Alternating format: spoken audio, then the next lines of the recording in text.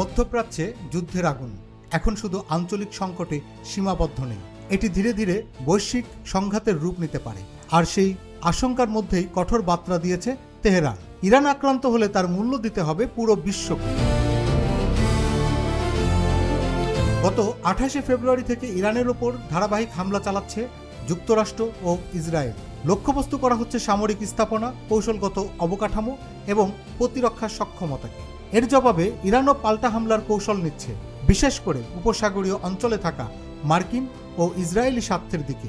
এই উত্তেজনাপূর্ণ পরিস্থিতিতে ইরানের প্রভাবশালী থিঙ্ক ট্যাঙ্ক ডিপ্লো হাউজের পরিচালক হামিদ রেজা গোলামজাদে এক কঠোর সতর্কবার্তা দিয়েছেন। তার ভাষায়, ইরানের ওপর হামলা মানেই কেবল একটি দেশের বিরুদ্ধে যুদ্ধ নয়, বরং পুরো অঞ্চলের নিরাপত্তা ব্যবস্থাকে অস্থিতিশীল করে তোলা। তিনি বলেন, মধ্যপ্রাচ্যের বিভিন্ন দেশে থাকা যুক্তরাষ্ট্রের সামরিক ঘাঁটি থেকেই ইরানের বিরুদ্ধে হামলা চালানো হচ্ছে। ফলে আত্মরক্ষার অধিকার প্রয়োগ করতে গেলে ইরান সেই ঘাঁটিগুলোকে লক্ষ্যবস্তু করতেই পারে।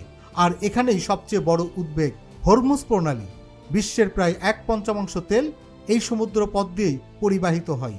যদি এই প্রণালী অচল হয়ে যায়, তাহলে মুহূর্তে বিশ্বজুড়ে জ্বালানি সংকট, তেলের দাম আকাশচুম্বী বৃদ্ধি এবং বৈশ্বিক অর্থনীতিতে বড় ধাক্কা লাগতে পারে।